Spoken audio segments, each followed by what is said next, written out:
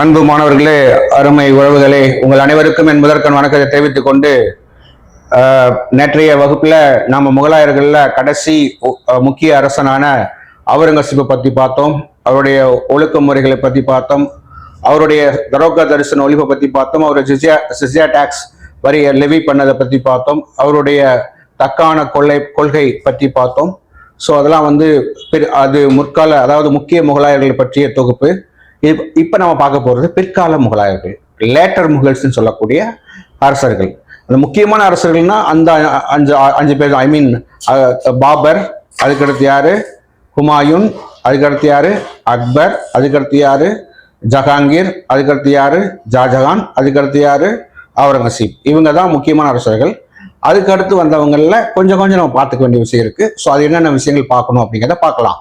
அந்த வகையில பிற்கால முகல்ஸ்ல வரக்கூடிய முதல் மன்னன் பேர் பகதூர் ஷா 1. இந்த பகதூர் ஷா 1 அப்படிங்கிறவர் அவர் என்ன செய்யறாரு அப்படின்னா, தமக்கு ஒரு பேர் வச்சுக்கிறாரு.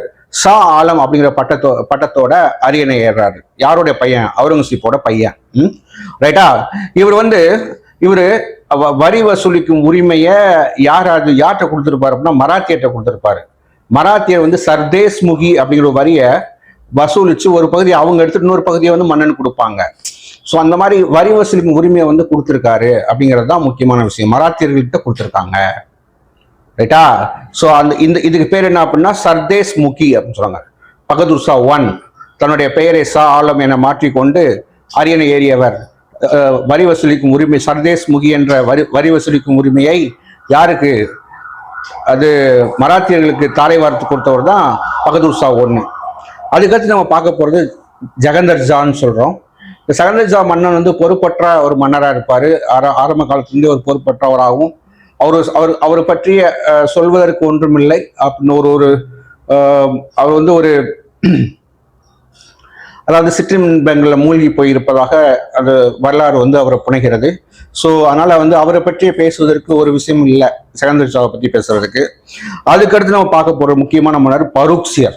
இந்த பரூக்சியர் என்ன பண்ணிடுவார் அப்படின்னா ஒரு மிகப்பெரிய தப்பு பண்ணுவார். என்ன பண்ணுவார்னா, அதாவது ஜான் நினைக்கிறேன், ஜான் அப்படின்னு சொல்லிட்டு ஒருத்தர் வருவார். சர் ஜான் மேன் அவர் வருவாரு. அவர்கிட்ட என்ன சொல்றாரு அப்படின்னா, நீங்க இந்தியா முழுவதும் வரி வசூல் பண்ணிக்கங்க அப்படின்னு சொல்லிட்டு வரி வசூலிக்கக்கூடிய உரிமையை என்ன செஞ்சுருவாரு அப்படின்னா, இந்தியா ஃபுல்லா வரி வசூலி பண்ணிக்கலாம், இந்தியா முழுவதுமாக நீங்கள் வரி வசூலிப்பதற்கான அந்த சாசனத்தை இது கொடுத்துருவார். சார்ட்டர், அந்த அரசியல் சாசனத்தை கொடுத்துருவார். ஐ மீன் அது என்ன சொல்லுவாங்க அப்படின்னா, Magna Carta of East India Company in India அப்படின்னு சொல்லுவாங்க. ஐ மீன் இந்தியா முழுவதும் வரி வசூலிப்பதற்கான அந்த அரசு கொடுத்த சாசனம் அப்படின்னு அதுக்கு பேரு. ஓகேவா? அந்த கூடிய அந்த பவரை கொடுத்துருவாரு. நீங்க இந்தியா ஃபுல்லா என்ன செஞ்சுக்கலாம், அவன் தன்னுடைய ஆளுகைக்கு உட்பட்ட அனைத்து பகுதிகளிலும் நீங்க வரி வசூல் பண்ணிக்கலாம் அப்படின்னு சொல்ற மாதிரி ஒரு மேக்னா கார்ட்டா அதை கொடுத்துருவாரு. ஓகேவா? ஸோ அதான் பரூக்சியர் பண்ண முதல் தப்பு. ரைட்?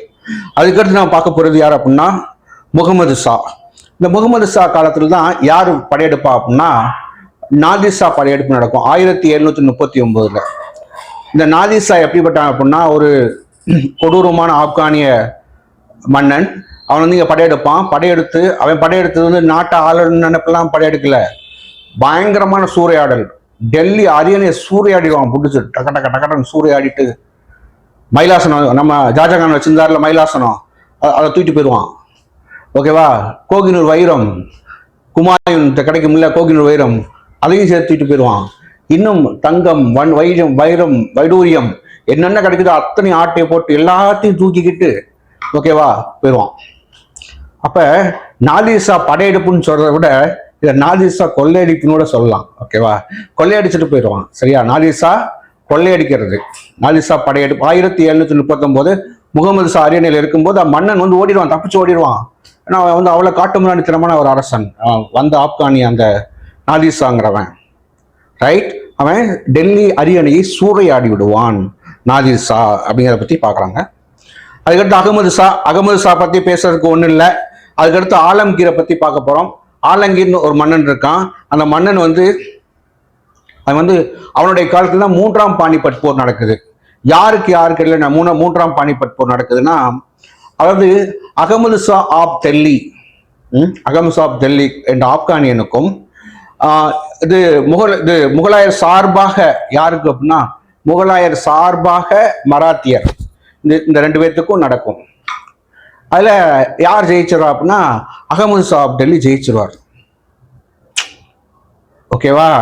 ஸோ அந்த அகமது ஷா ஆஃப் டெல்லி அகமது ஷா ஆஃப் டெல்லி அந்த மன்னன் அகமது ஷா ஆஃப் டெல்லி அப்படின்னு சொல்லக்கூடிய அந்த ஆப்கானிய மன்னன் வின் பண்ணிடுவான்.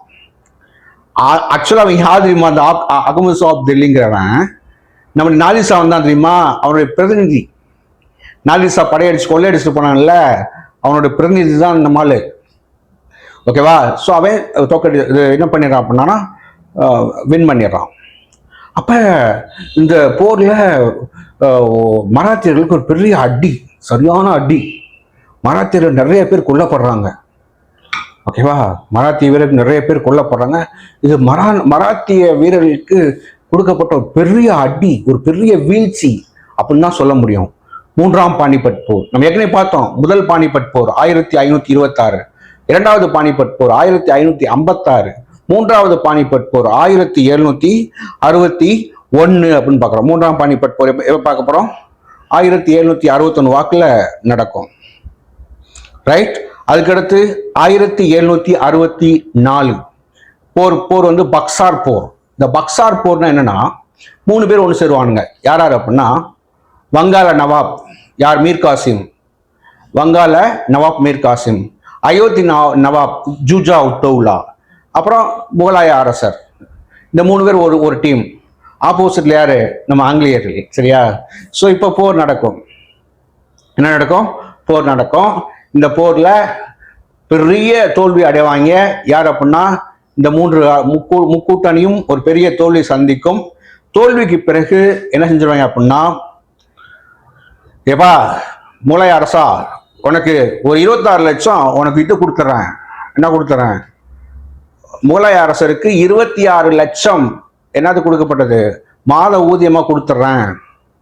உனக்கு வந்து ஒரு ராயல்ட்டி மாதிரி கொடுத்துட்றேன். 26 லட்சத்தை வாங்கிட்டு நீங்க அமைதியா இருங்க, சண்டை போடாதீங்க, எங்களை ஆள விடுங்கன்னு சொல்றாங்க. அது மட்டும் இல்லை, ஓய்வூதியம் சொல்றோம் இல்லையா, ஓய்வூதியம் கொடுத்துருவாங்க. 26 லட்சம் ஓய்வூதியம் வழங்கப்பட்டது. அது மட்டும் இல்லாம பீகார், வங்காளம், ஒடிசா போன்ற பகுதியில் வரி வசூலிக்கூடிய திவானி ரைட்ஸ் இது அவங்க இருந்து பிடிக்கிடுவாங்க. திவானி ரைட்ஸ் யாரும் ஆங்கிலேயர் வந்து என்ன செய்வாங்க? கையில் எடுத்துருவாங்க. அப்ப அதாவது முகலாய மன்னனை டம்மியாக்குறாங்க. ஒண்ணு, அதாவது 26 லட்சம் வந்து உனக்கு வந்து ஓய்வூதியம், அமைதியா இரு. 1, 2 எனக்கு வந்து திவானி ரைட்ஸ், நான் வந்து வங்காளம், பீகார், ஒடிசா போன்ற பகுதியில் நான் வரி வசூல் நான் பண்ணிக்கிறேன் அப்படின்னு சொல்லிட்டு திவானி ரைட்ஸை கையில் எடுத்துருவாங்க. யாரு? ஆங்கிலேயர்கள். இது எந்த போரோட விளைவு? பக்சார் போர், வருஷம் 1764. அதுக்கடுத்து நம்ம பார்க்கக்கூடிய முக்கியமான மன்னர்கள் யார் அப்படின்னா 2ஆம் அக்பர்னு ஒருத்தர் வருவாரு. முக்கியமான மன்னர் அல்ல, ஆனா 2ஆம் அக்பர் வந்து யாருடைய நண்பர் அப்படின்னா நம்முடைய முக்கியமான சீர்திருத்தவாதி, சமூக சீர்திருத்தவாதிகளின் முன்னோடி என்று சொல்லி அழைக்கக்கூடிய ராஜா ராம் மோகன் ராயோட ஃப்ரெண்டு தான் இந்த 2ஆம் அக்பர். இந்த 2ஆம் அக்பர் என்ன சொல்லியிருப்பார் அப்படின்னா, அவரு ராஜாராம் மோகன் ராய்க்கு ராஜா அப்படிங்கிற பட்டத்தை கொடுத்ததே இந்த 2ஆம் அக்பர் தான். சரி, இப்ப எதுக்கு நம்ம அவரை பேசணும் அப்படின்னா, ராஜாராம் மோகன் ராயை இவர் வந்து எங்க அனுப்பிச்சு வச்சிருப்பார்? லண்டனுக்கு அனுப்பிச்சு வச்சிருப்பார். எதுக்கு? நமக்கு தனக்கு கொடுக்குற ஓய்வூதியம் பத்தல, ஓய்வூதியத்தை கூட்டி கொடுங்க அப்படின்னு சொல்லி ஓய்வூதியத்தை கூட்டி கொடுப்பதற்காக, அதாவது ஓய்வூதியத்தை அதிகமாக, அதாவது உயர்த்தி வாங்குவதற்காக இவரின் பேரில், யாரு? 2ஆம் அக்பரின் பேரில் லண்டன் சென்றார் ராஜாராம் மோகன் ராய். அங்க பிரிஸ்டல்ங்கிற ஒரு இடத்துல அவர் இறந்துருவார். ஓகேவா? ராஜாராம் மோகன் ராய் இறந்துருவார். இப்ப ராஜாராம் மோகன் ராய் சம்பந்தப்படுறனால இந்த மன்னனை பத்தி பேசுறோம். யாரு? 2ஆம் அக்பரை பத்தி பேசுறோம். அப்ப 2ஆம் அக்பர் காலத்தவர் தான் நம்ம ராஜாராம் மோகன் ராய் அப்படிங்கிறது இங்க முக்கியமான விஷயம். ஓகேவா? அடுத்து பகதூர் ஷா 2. உங்களுக்கு எல்லாமே தெரியும்.